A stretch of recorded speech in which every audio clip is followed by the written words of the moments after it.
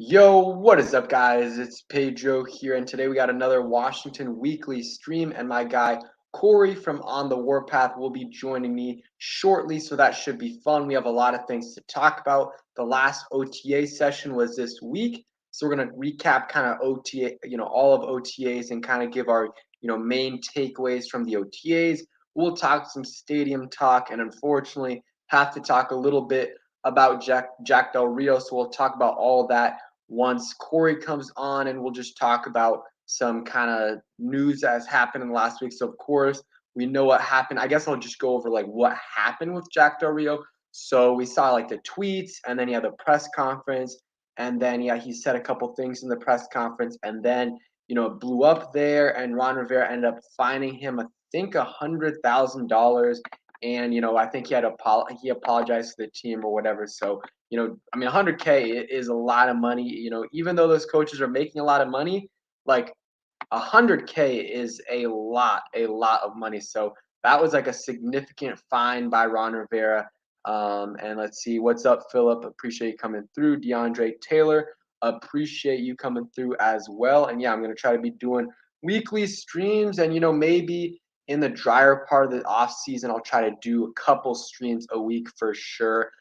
Yeah, I'm just excited for some football, and unfortunately, we still got like 2 months, at least 2.5 months until the preseason starts and everything. But yeah, I mean, with the Washington Commanders, that there's always going to be something happening in the off season. This off season, it's been stadium talk. It's been, these congressional hearings, Jack Del Rio, a bunch of things for sure. So I guess we can talk about OTAs a little bit, and mini camp is starting up next week, and that's kind of where it's mandatory. So, that's when we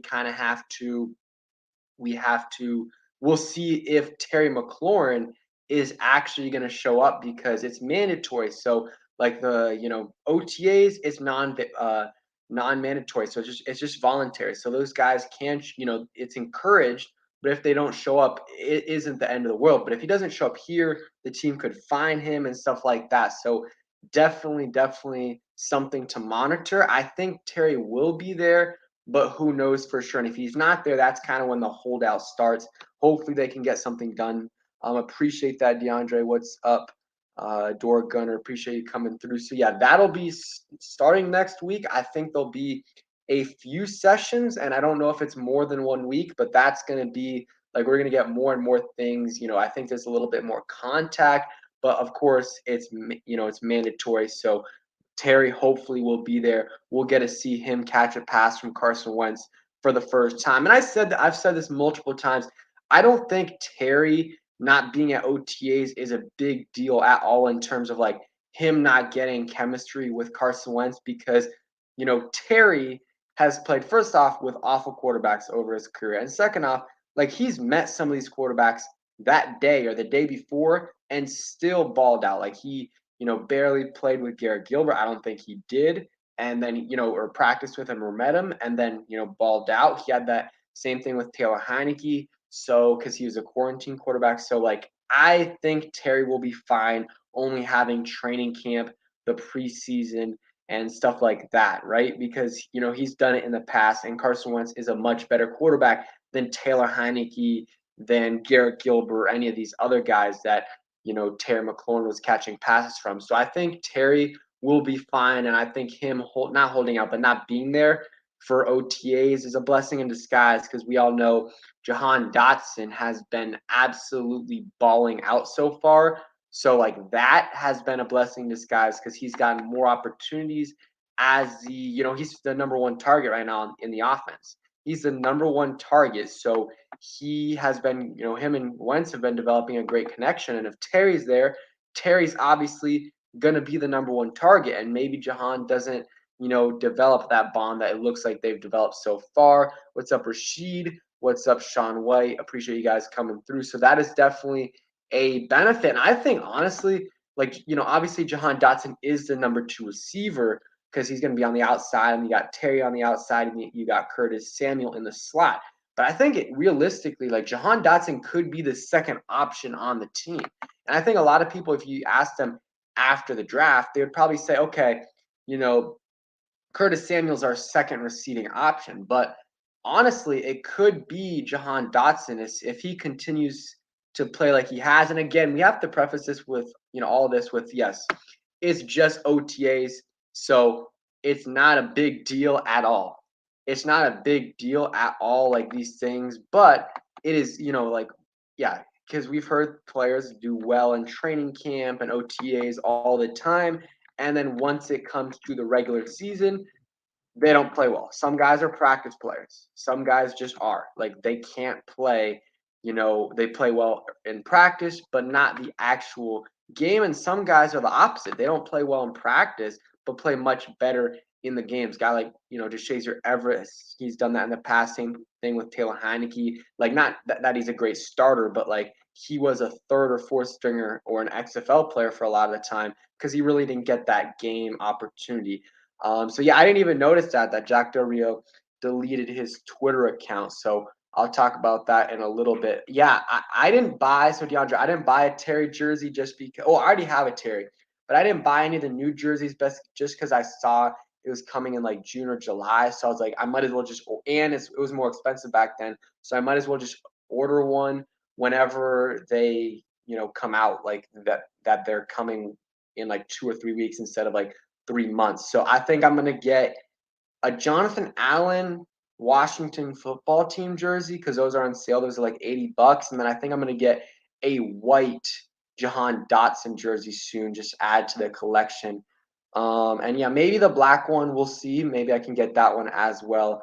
But yeah, I'm really, really excited to see what Jahan Dotson can do on this team because, like, again, it's just OTAs, and but some things you can take away from OTAs. Like, if a guy was looking really bad, like you can take a little bit away from that. Like, you can definitely take away some things from that. And if a guy's looking really good, you can as well. You just got to take it with a little bit of a grain of salt. So I think, Jahan Dotson, his expectations after OTAs are a little bit higher than I thought, what I thought he would do this year. And then if he continues this in mini camp and then training camp and then the preseason, I think that his expectations will be even higher. And then we'll see what happens, in the actual regular season. Like my expectations for him right now, probably 700 to 850 like yards with a few touchdowns. Like I'm not expecting like 1,000+ yards. If he does that, that's amazing. But if he can get 750 to 850, I think that's very, very quality production from a rookie receiver.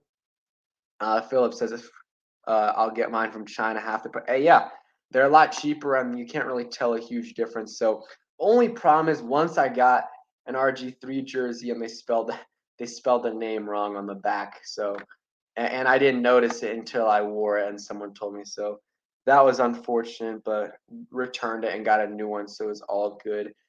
But yeah, OTAs, finished up. We heard, Jahan Dotson dominated. Oh yeah, also let's get into some injury updates. So like the guys that have been on the sideline for a while, Samus Reyes, really don't know what's going on with him. I think Ron Rivera said he is getting a screw removed from his knee, but it's not surgery, so I don't know how that's gonna work. And then you got, yeah, he's falling behind because he needs that work, of course, just because it's Samus Reyes, a guy who never played football before last year. He needs all the work he can get. Also, though, they drafted Cole Turner. They signed what's his name, Armani Rogers, and Curtis Hodges. So those guys right now are probably ahead of him on the depth chart. Like I think definitely Cole Turner and John Bates are, and maybe one of those undrafted free agent tight ends are as well. Like I would not be surprised if they are. And Samus Reyes, he's gonna have to work really hard this offseason if he wants to make the roster.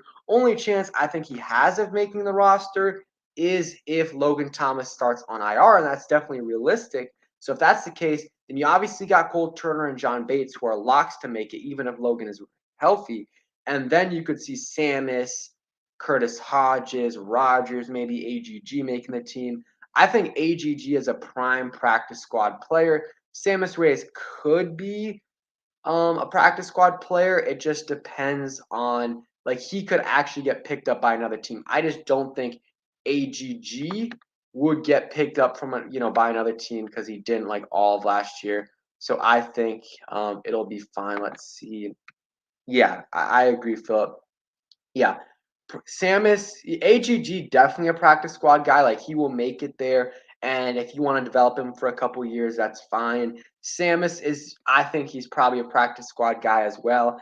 I mean, he was last year. I mean, he was on the active roster, but that's because of two reasons. One, they thought that if they released him, he might not make the practice squad, like some other team might get him. And then two, because they had so many injuries at the tight end position. Logan Thomas, Ricky Seals Jones. So like, and he still only got like 39 snaps. He only got like 39 offensive snaps. He got a bunch of special teams snaps, but he even got like a 15-yard penalty.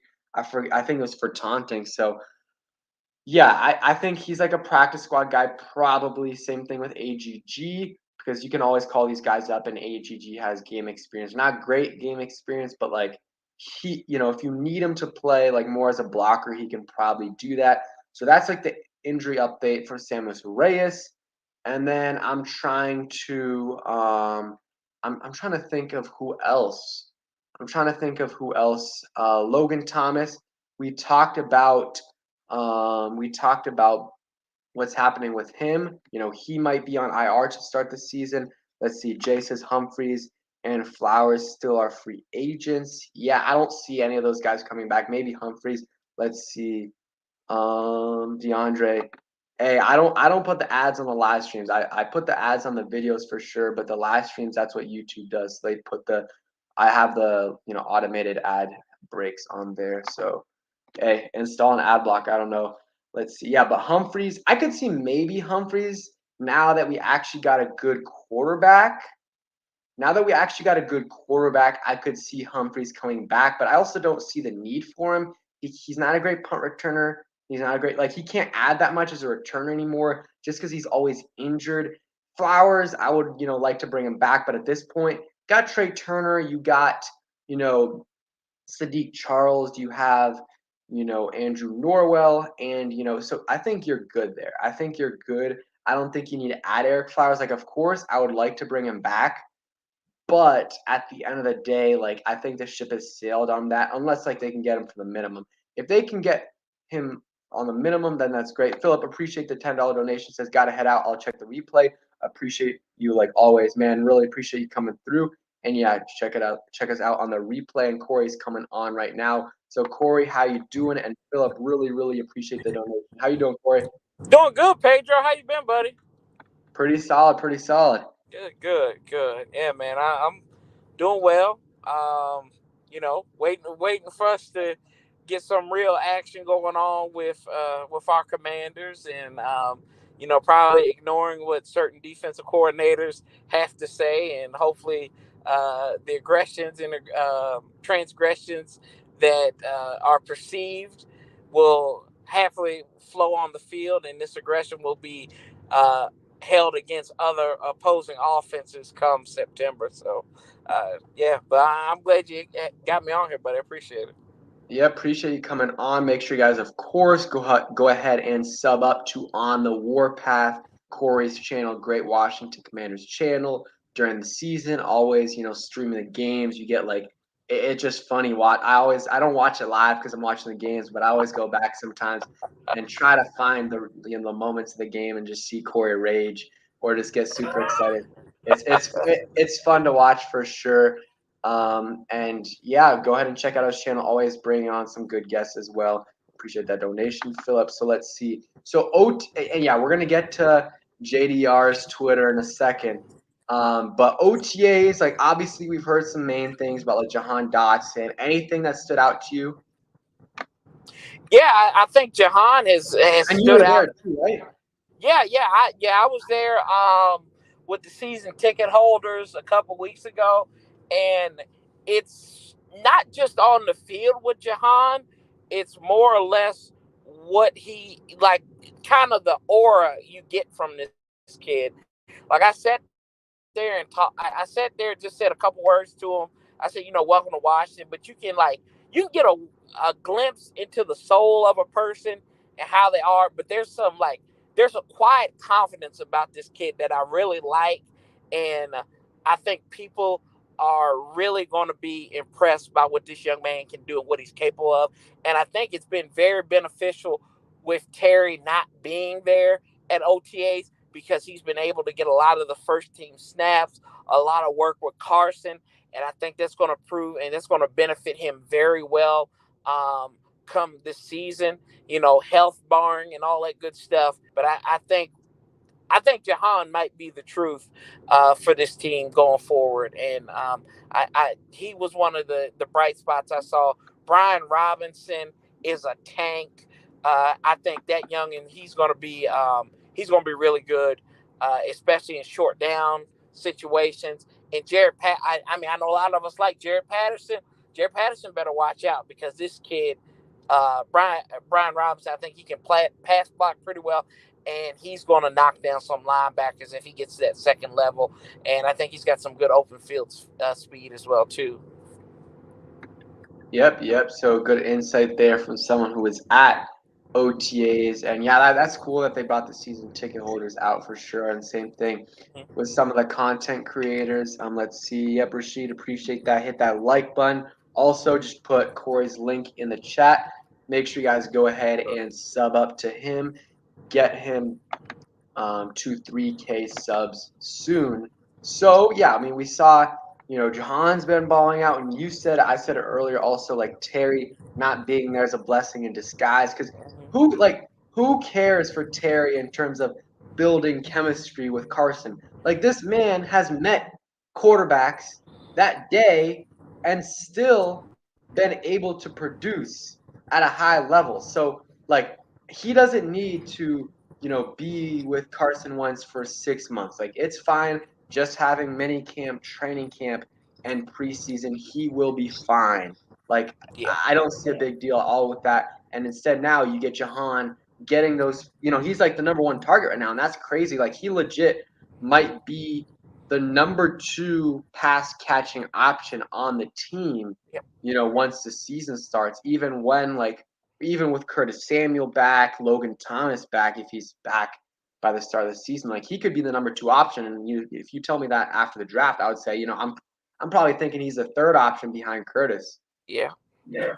Yeah, no, I think you're right there too. And you think about it, he's had dollar store quarterbacks, and he finally is getting a Target or Walmart quarterback in Carson Wentz. So just imagine what Terry can do. I don't think he's going to need too much of adjusting because that's all he's done all his career is adjust to new quarterbacks. And you bring up the pass catchers too, Cole Turner and John Bates. I think these two could have some quietly successful seasons for the Burgundy and Gold this year, man. Because they were the guys who were out there when I was at OTAs. They stayed after practice. They were working on the gun, catching balls out there with the coaches and stuff. So I think that those are 2 cats that you're really going to have to look out for. We saw what John Bates can do last year in towards the end of the season. But Cole Turner, a lot of people forget, he played wide receiver. So it's a little bit more fleet of foot than Cole Turner is. And he can also catch. So I think Carson Wentz is going to have a lot of targets. And that's basically my point right there is that he's going to have a lot of targets to throw to, a lot of guys that can catch balls, and a lot of guys that a lot of chess pieces, pray tell. The only thing that I really have a concern is the competency of Scott Turner in the red zone, because we know that Scott Turner is a decent offensive coordinator in between the 20s. He doesn't have a problem getting the ball downfield. It's just getting in the red zone and what to do about it. Maybe in the third, like when you get to the 30, it's more like, okay, there's some questionable play calling there, but Carson Wentz should not have a problem with finding some of these targets. They got big boys who are able to catch the ball, man. And I'm excited. I'm really excited to see what these cats can do. Yep, I agree for sure. Excited to see. Like, I think this offense is going to be solid. Like, I'm not expecting them to be top 5, even like top 10. Just give me an average, like, or better offense, because the past few years we have not had that. We've had like bottom, like the worst QB play in the league. Just not great receivers besides Terry. Like, honestly, terrible receivers besides Terry. And then, sometimes good offensive line, sometimes not. Like, it's just been a mess. So I think this year, like, even an average offense is good. I think they can be better, though. Like, I think they can be a top 10, top 12 offense. But, like, the expectations don't have to be that high. Just be an above average offense, which is top 14. If they can be top 14 offense, I think that's good. And hopefully the defense can step up too with a much easier schedule. We'll get a Jahan Dotson stat prediction in a second. So, other injury updates. So, Larson's still rehabbing the Achilles. Talk about Reyes and Logan. We'll see if he's ready for the season. I don't know. Could be on IR for a few weeks.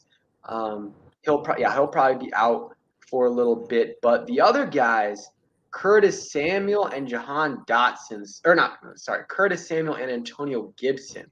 Those guys both missed the last couple of days of OTAs. Curtis Samuel felt sore, tight. You don't like to hear those words, especially with Curtis Samuel after we heard that all of last year.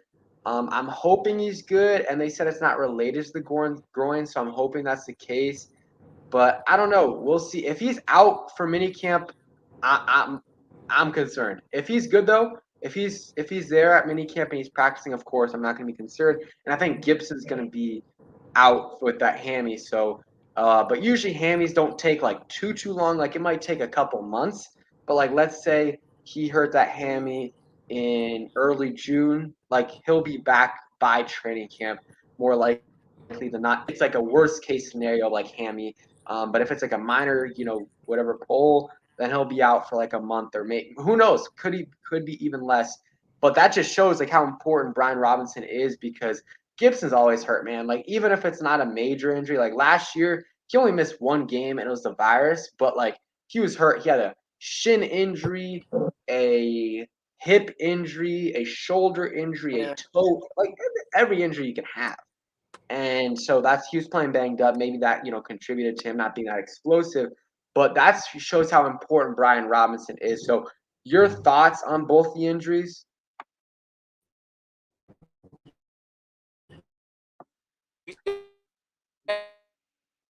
I'm not sure if it's me or you, but I think you're buffering a little bit.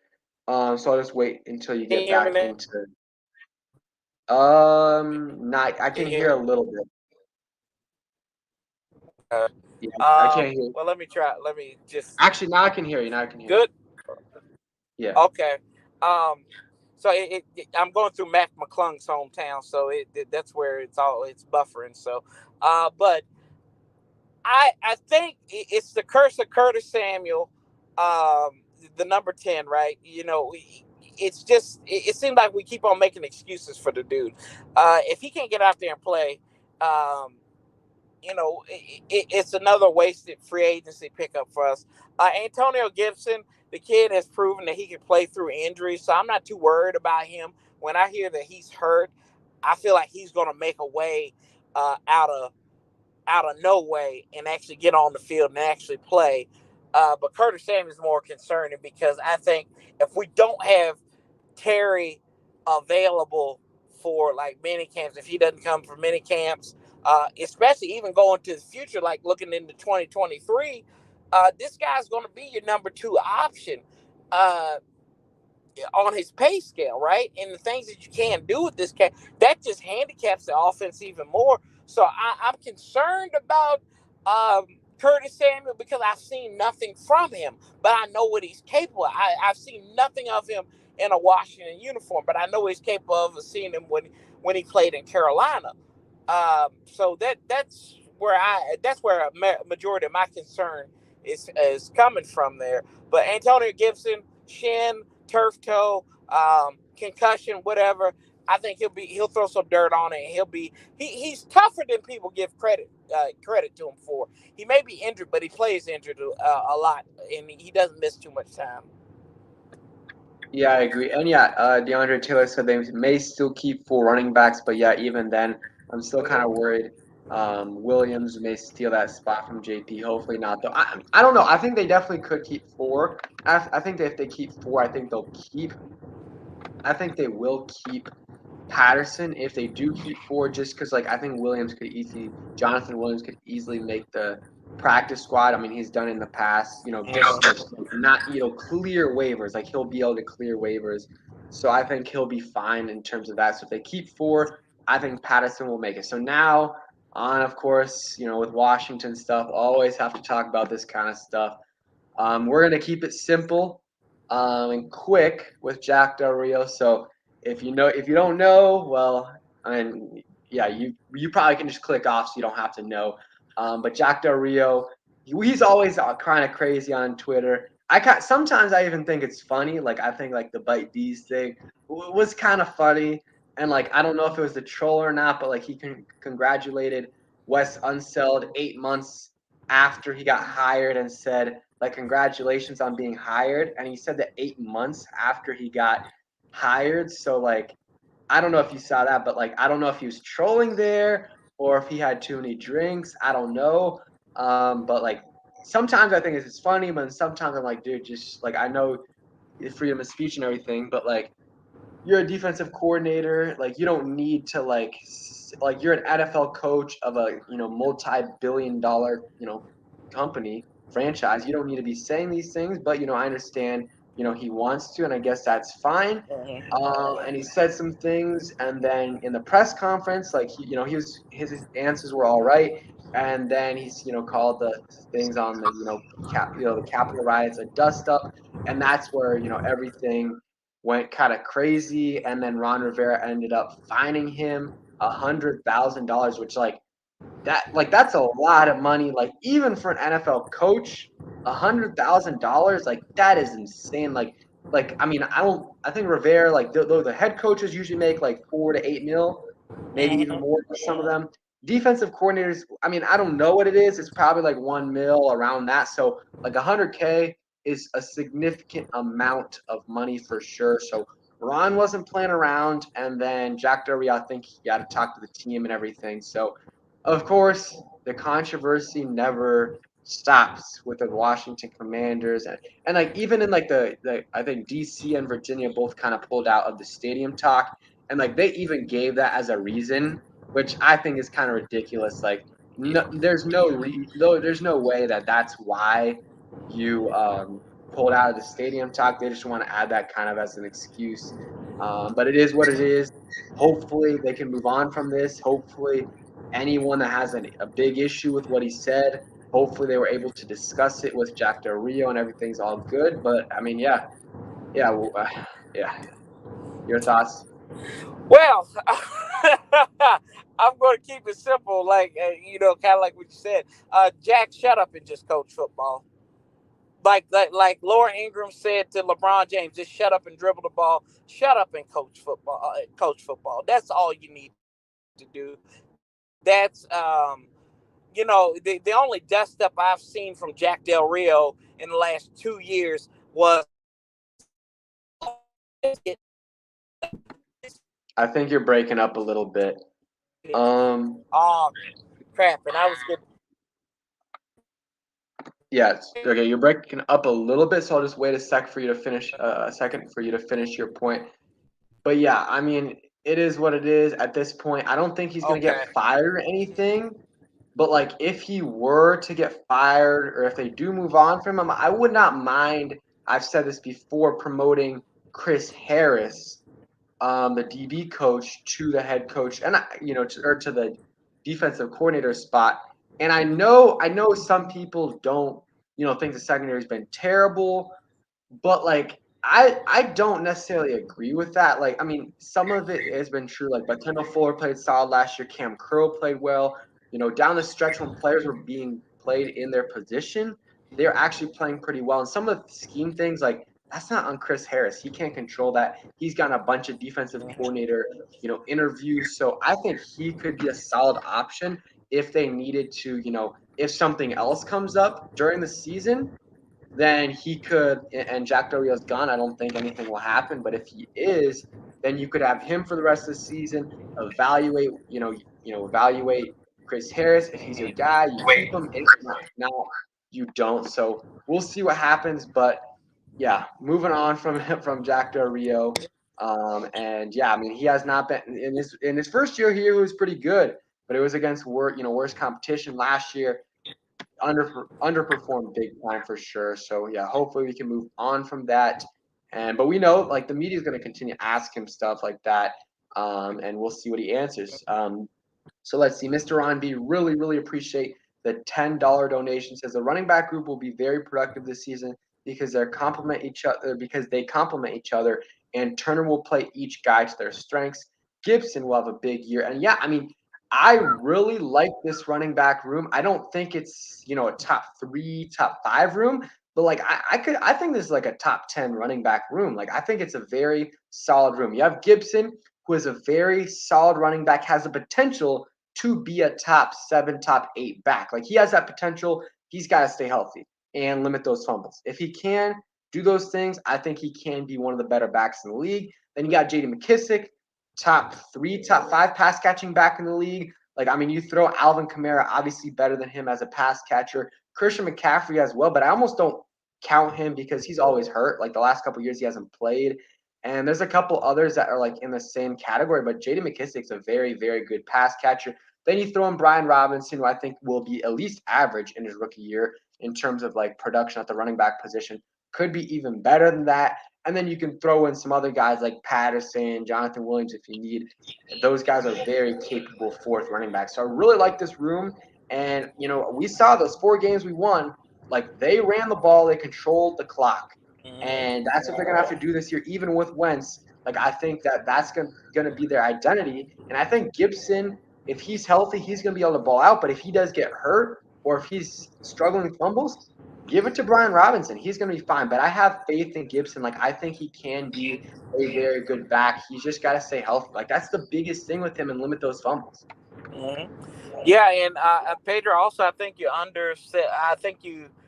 undervalue Randy Jordan and what he's done with these running backs too. I think a lot of people don't talk about what he's done. He was a dual threat running back in the NFL.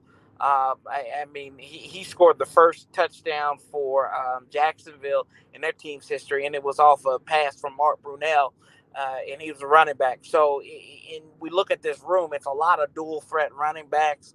I think he even got kind of Adrian Peterson in that dual, like, trying to get him to catch some pass out of the backfield as well too. So I think what he's done with this running back room and developing these guys, him and Jennifer King, we can't neglect what she's done as well to help them.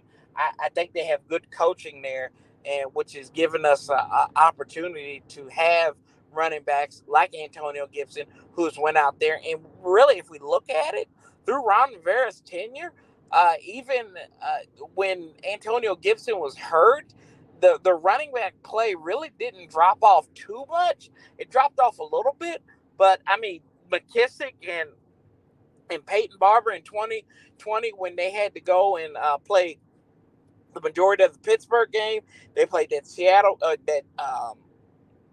that San Francisco game and then that Seattle game. Then he came back against Carolina. It looks like he didn't really miss that much of a step. So I think their coaching really has a lot to do with it. And I think as far as being a diverse running back room, like they don't have elite talent there, but they have very good talent in that running back room. I think you're right on when you say this could be a top 10 running back room because it's just got the talent around it.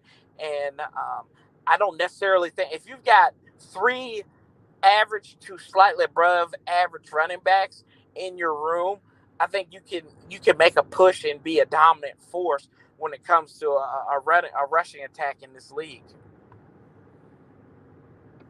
Yep, I agree with that for sure. And yep, really like this room. I like the versatility they have. Some young guys in Gibson, Patterson, and Robinson. They got that vet in J.D. McKissick and even Jonathan Williams. Who knows if he makes the team? But definitely like this room. And I think this is like a top 10 running back room, one of the better units on this team. And running behind that offensive line, I'm excited to see what they can do in those big games for us for sure. So appreciate that donation. And while you guys are here, we got over 70 people in the chat. Make sure you guys sub up to Corey on the Warpath. Put the link in earlier, but let me go ahead and put that link later. And after the stream, I'll put it in the description. Also, with that like button on the stream and sub up to me as well on the road to 8,000 subscribers. So let's see. Jay says, question, besides Terry at the moment, what other player on the team would you give a long-term contract to? So I would say I would try to, extend Cole Holcomb. I think, giving him a deal right now, we don't have great linebackers. He's a solid linebacker, not amazing, but he's an above average linebacker. And besides that, we have no one. Like Jamin Davis, we're hoping he can be okay to good, but like we don't know. Like we don't know for certain. And so I think locking him down would be a good idea for sure because he's a free agent after this year. So like imagine if you don't bring him back, man, your linebacker room is already sorry. But if he doesn't come back, then it's just even worse. So hopefully they're able to get something done with him. So I think that would be one. Yeah, I think that would be my guy, Cole Holcomb. Nobody. Not even Holcomb. Nope. Nobody. Nobody has proven that they can be dominant. Maybe I would probably consider kicking the tires on Montez Sweat, but nobody at this point has proven that they deserve a multi-year contract with this team going forward. I just, Terry's been really the only one at at the level. He's been playing at a high level. I can't really justify Chase at this point. I can't justify Cole Holcomb because he's getting ready to play a new position. So it's kind of hard for me. And Jonathan Allen's already got the contract extension, so I would throw him out the door on that one. So I don't think there's anybody really that I would go after because they've been mediocre to average when they go out there and play. And so I wouldn't give it to anybody at this point. Yeah, I mean, I guess I can agree with that. I mean, the thing is, Cole Holcomb did play a little middle linebacker last year, so he wasn't like terrible at it. So we'll see how he does. And yeah, it is definitely hard to buy jerseys. Like even doing research, like a few years ago, I was like, okay, you know what, gonna get a DJ Swearinger jersey.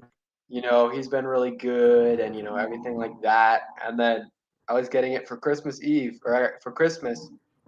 He got released Christmas cut. Eve, so yep, and couldn't return or anything like that because the tags were off. So that was unfortunate for sure. Hey, Curl would be a good one. I'm trying to think. I think after this season, he can get an extension, I believe. So Curl would definitely be an option. I think Cam Curl deserves an extension. He's been very good for us the last couple years. What do you think about Cam?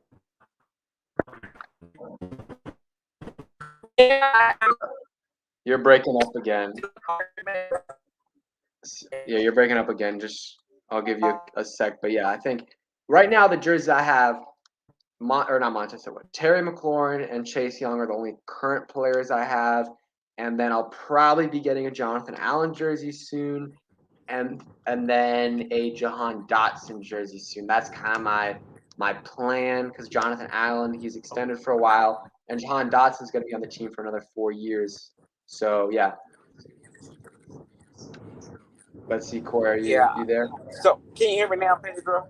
Yeah. Yeah, can you hear me? Yeah. Okay. So, like Cam Curl, yeah, I can agree with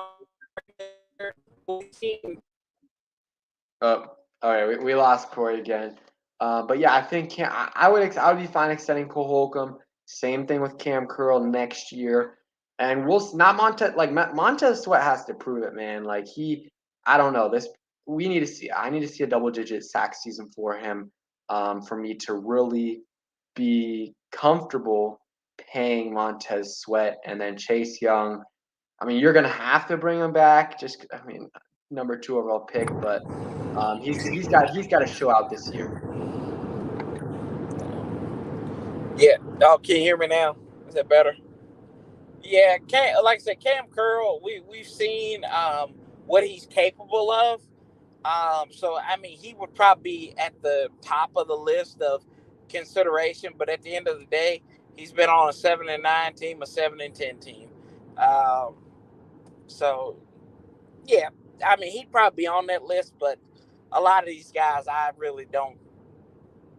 I'm like, it is what it is. But he's a draft pick. He's one of Ron's draft picks, so I think they'll do everything to probably re-sign him at the end of next year. Really, you probably want to consider re-signing him, getting him a contract extension by the end of this season. Really, because he's going to be going on. He's going into that lame duck year next year because he only signed like a 4-year contract coming off that rookie deal.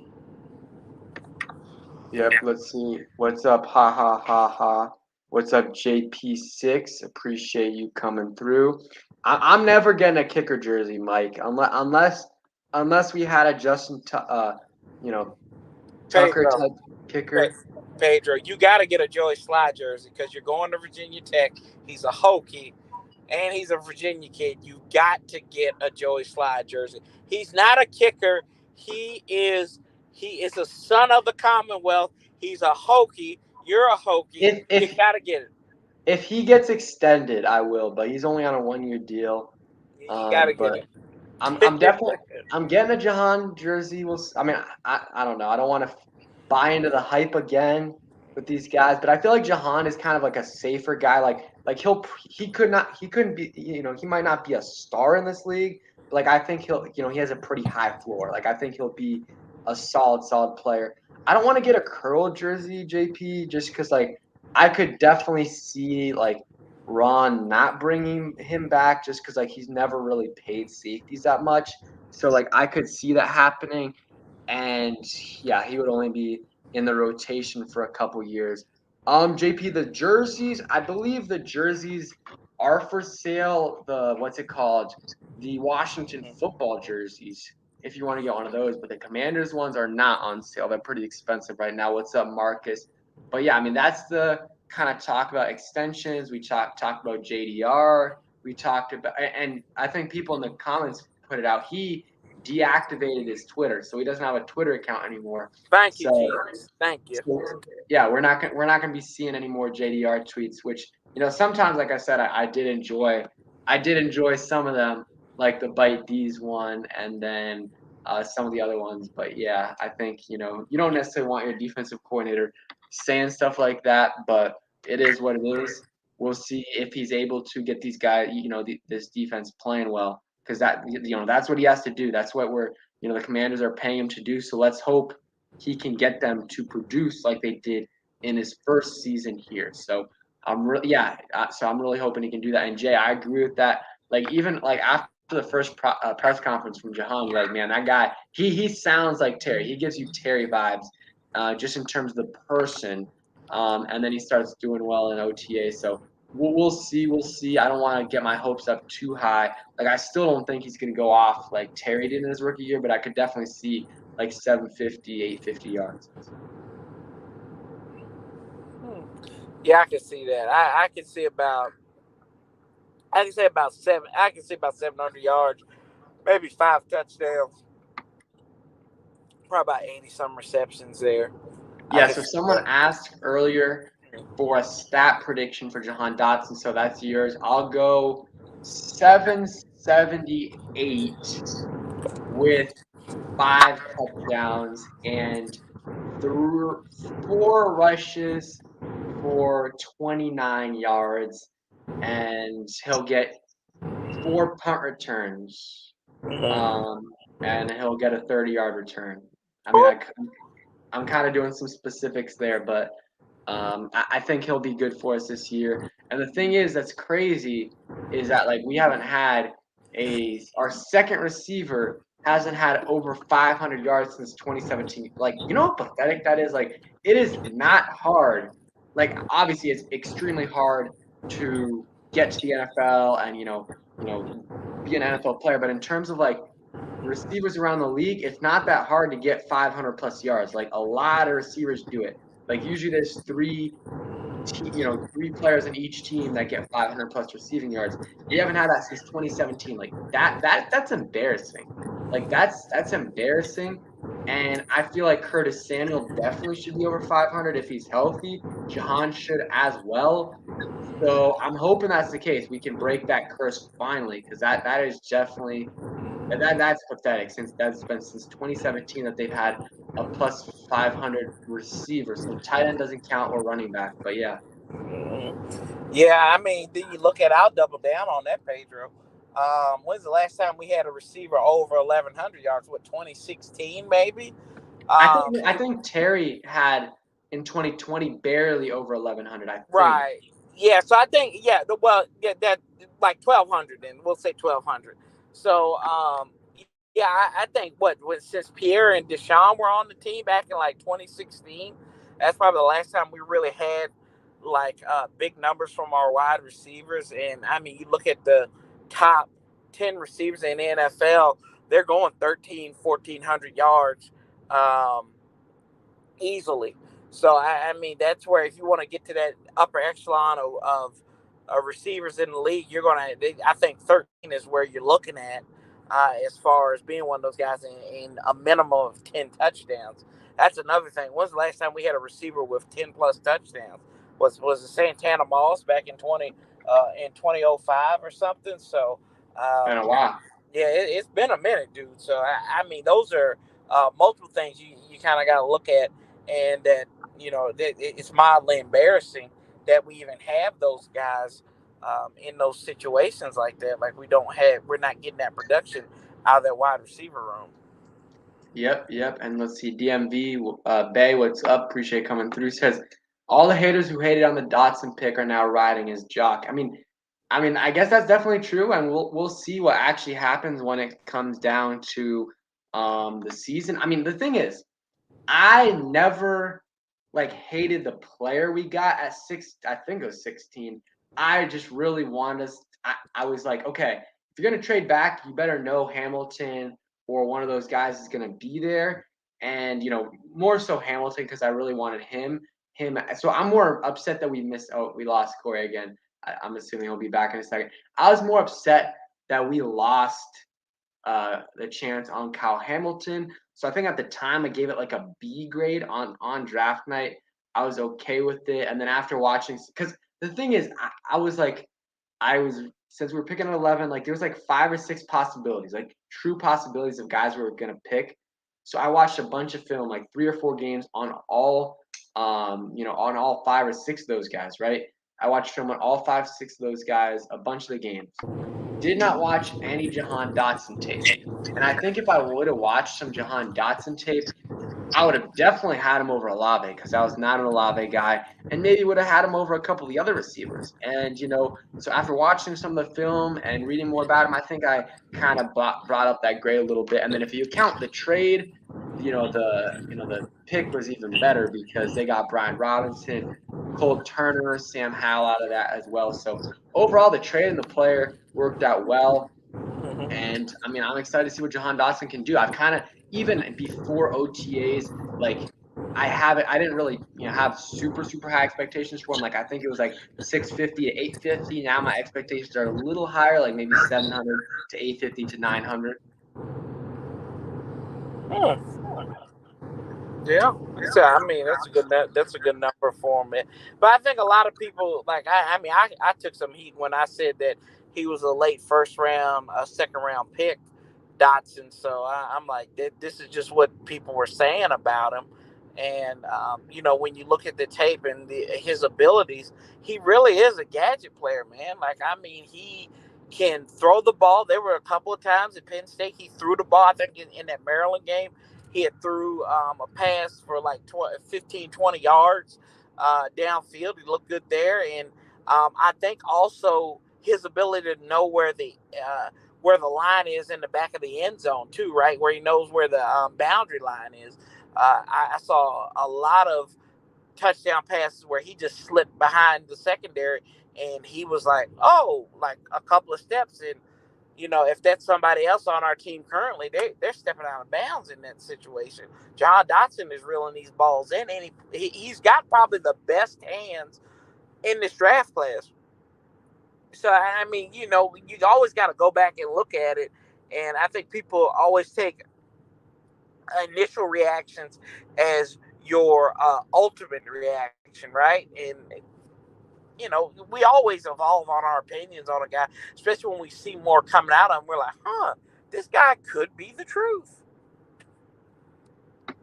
Yep. And I said this on the draft stream with Juan. I was like, please don't take Chris Olave at 11. Just like it's not that I don't think he's going to be a good receiver. Like I think he's a first round receiver. Just I didn't think he was as good as people were saying he was. Some people liked him over Wilson.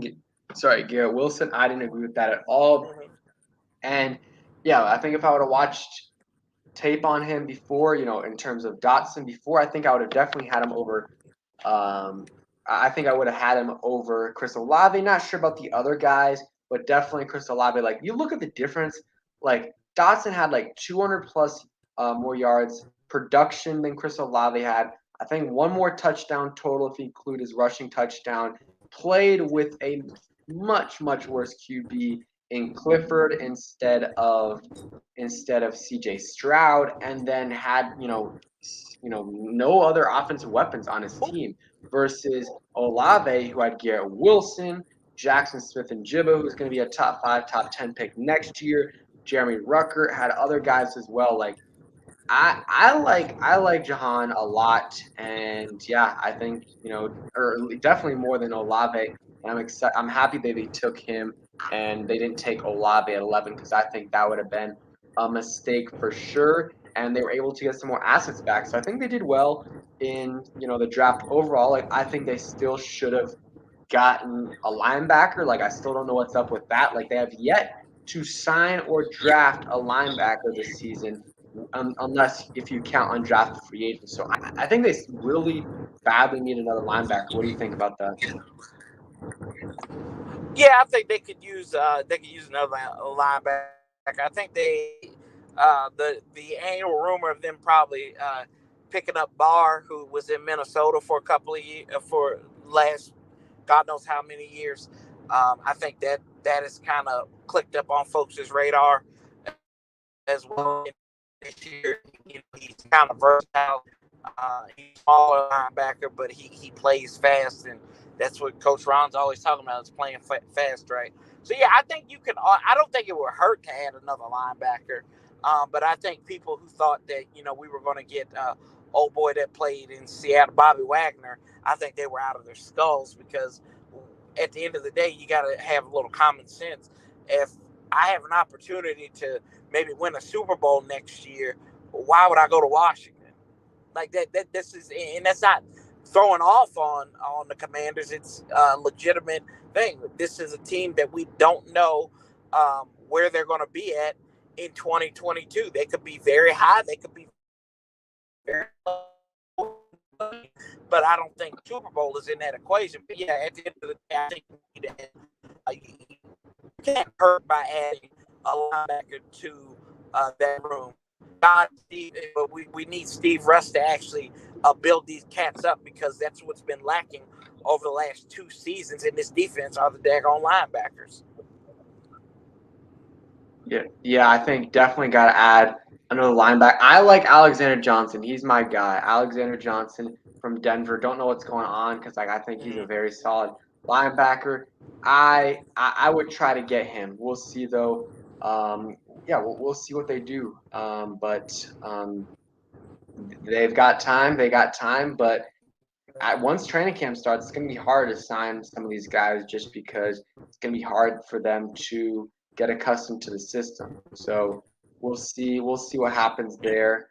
But I'm hoping they're able to add another linebacker or two. So we'll go ahead and answer a couple more questions if you guys have any, or just any points you guys want to talk about. And then we'll go ahead and call it a day. Appreciate all you guys for coming through. It's been a fun one for sure, and I'm excited. This week we got mini camp, so we'll see if Terry shows up. They better pay Terry. Give Terry McLaurin his money. Whatever he wants, give it to him. Like, I don't care. You cannot afford to lose Terry McLaurin. Like, there's no reason for Terry McLaurin to not be a Washington Commander for the next 5+ years. Like get him, get a deal done. Like if you have to pay a couple extra mil a year, like is that really going to be the end of the world? No. If you lose Terry McLaurin though, that is not the end of the world, but like it's pretty close. So get a deal done, 22, 23 mil, try to get it around there. And if you can't get it there, maybe you can get it a little higher, 24, 25 million dollars. Jay says, when does minicamp start? I believe next week, early next week. I think they have a couple sessions. Do you know, Corey, for sure or no? I'd be lying if I told you if I knew, but I think because I think Ron said something about expecting Terry.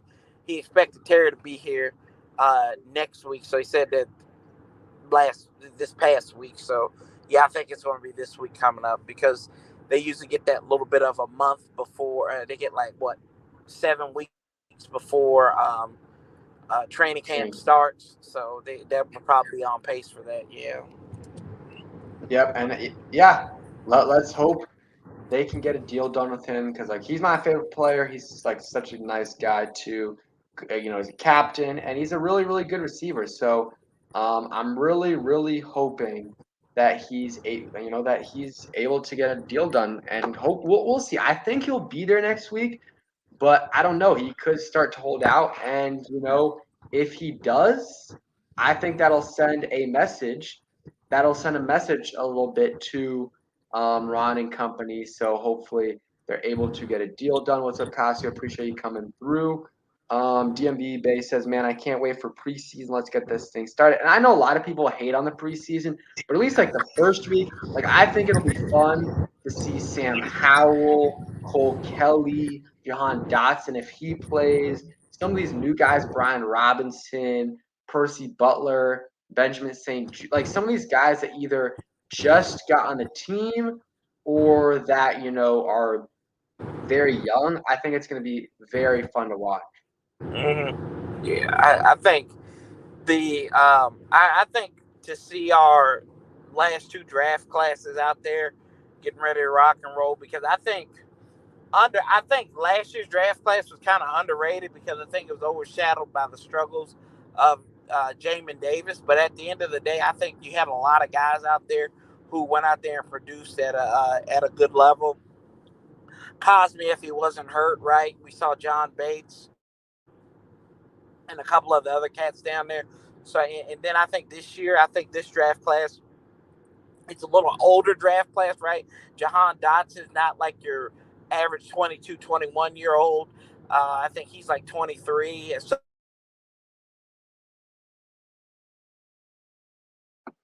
Okay, you're breaking up a little bit.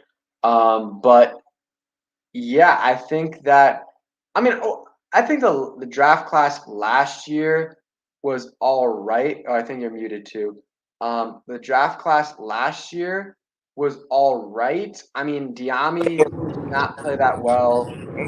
Benjamin St. Juste was hurt all year, or most of the year. He was okay when he did play. And then Bates was good.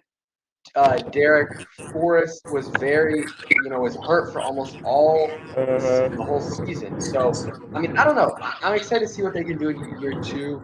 And yeah, we'll see what happens. Metaphor, I don't know if there's a way to disable the ads during the live stream. If I can, I'll try. But YouTube puts those in automatically. So we'll see if I can try to get that fixed up. Diami, I mean, yeah, Diami. The thing is with Diami, like he definitely didn't play well, but at the same time, like there was times where he was open. He was open, but Heineke would not be able to get him the ball. Like he would either because Heineke cannot get the ball down the field that much. Um, let's see. Hire Chris Harris, promote within. I mean, I said this. If Jack Del Rio is gone, then you should promote Chris Harris to defensive coordinator. I said this, a while back. I think Chris Harris is solid. He's gotten defensive coordinator, interviews with other teams, and I think he's solid. He's got the respect of the DBs, and I think the other defensive players like him a lot too. So I would try to bring him. I would try to bring him back, or I would try to promote him if something happens with Jack Del Rio. I think Jack Del Rio is going to stick around, but maybe after the season, if the defense doesn't look great, then maybe you have to move on from maybe you have to move on from Jack Del Rio and you can promote Chris Harris or at least interview him for the job. And then if not, you can try to get him, you can try to get someone else for a defensive coordinator job from, outside. I would not, besides Chris Harris, there's no one else on the defensive staff that I would hire. Like Steve Rush, no. You know, Sam Mills, no way. There's zero chance I would do that. And that's kind of it. Like I would definitely not bring, Sam Mills as a defense. I think he should be fired. I think Sam Mills needs to go. I think Sam Mills needs to go. I think he hasn't done well with the defensive line. I don't think the defensive line respects him enough. Maybe they do. Maybe they do. I just don't think he's gotten the best out of those guys. So I would try to get rid of him after this season, no matter, I mean, unless the defensive line goes crazy. If they do, then whatever. But I would try to get rid of Sam Mills, and we'll see what Jack Del Rio does this year. If the defense looks good, then keep him. If not, then you look at Chris Harris or another defensive coordinator position. So I think that's going to do it for today's stream. Appreciate everyone for coming through. Unless we got some last couple questions, I'm very excited for minicamp. We'll see. We'll add another storyline in there of Terry. If he's there, we're going to talk about Terry catching his first pass from Carson Wentz. And if he's not there, then we're going to talk about Terry McLaurin holding out. So I'm very interested to see what happens. I think we'll probably hear what's going to happen on whenever the day before. So whatever, if Terry's going to be there or not. So thank you guys for coming through. Appreciate all of you. Thanks for coming through, and I appreciate Corey. I know he's in the car, and he had it was hard for him to get on, but really appreciate him coming on. Make sure you guys go ahead and sub up to him. Link in the description and in the chat right now. And peace, guys.